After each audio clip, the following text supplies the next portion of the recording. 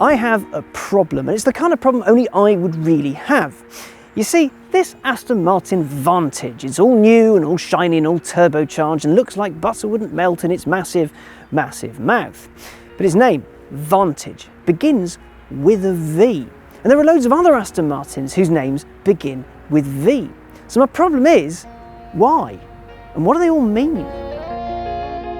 It would be quite fun to break into a V for Vendetta-style alliterating V-led speech right now, but I'll spare you that and get to the bottom of just what the V-cars mean to Aston.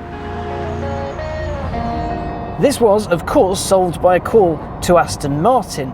I asked them what is the deal with the V-cars, and it turns out that the V-cars are supposed to represent the very peak of their class. A sort of little, yeah, your car's good, but ours is the best because it's got V in it. Nice little boast. Naturally, this means that each car's name needs to have an actual meaning. If you're gonna have the best in class and its name needs to begin with a certain letter, any old word won't suffice.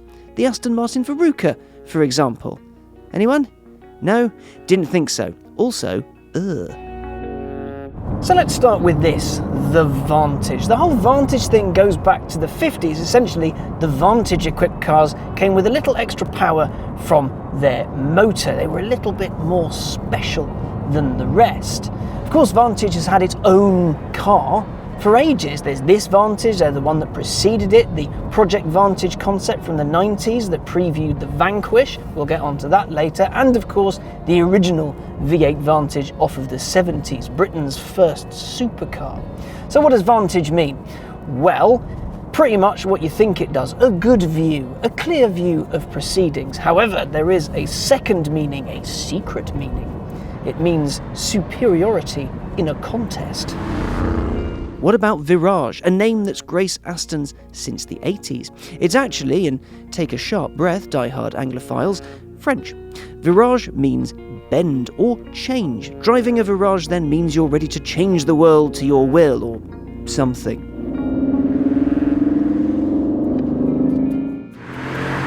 What about the Vanquish? My personal favouriteest Aston Martin, the Vanquish from the mid-noughties that James Bond made sort of go invisible, the big Grand Tourer-y thing. Well, Vanquish means kind of what you think it does. Basically, defeat your opponent absolutely. Essentially, leave nothing more than a fine layer of paste on the floor. The Vulcan, Aston's limited run track only but then converted for the road if you want one megacar, shares its name with the Vulcan Bomber, a plane that until comparatively recently used to do display runs in the UK. A plane so loud that even several thousand feet in the air it made the ground shake, your internal organs vibrate and the hairs on the back of your neck stand on end. It was a magic thing.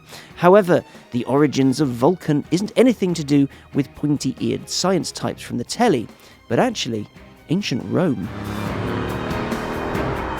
Vulcan is all about fire. Now there's the Roman Vulcan, which we'll get onto in a minute, but the Roman Vulcan gets its root in the ancient Cretan Veltranos or Velcanos. I'm not entirely sure how to pronounce it. Now that Vulcan was basically the king of the gods, the Cretan Zeus. The Roman Vulcan, associated with all things fire and blacksmithing and stuff like that.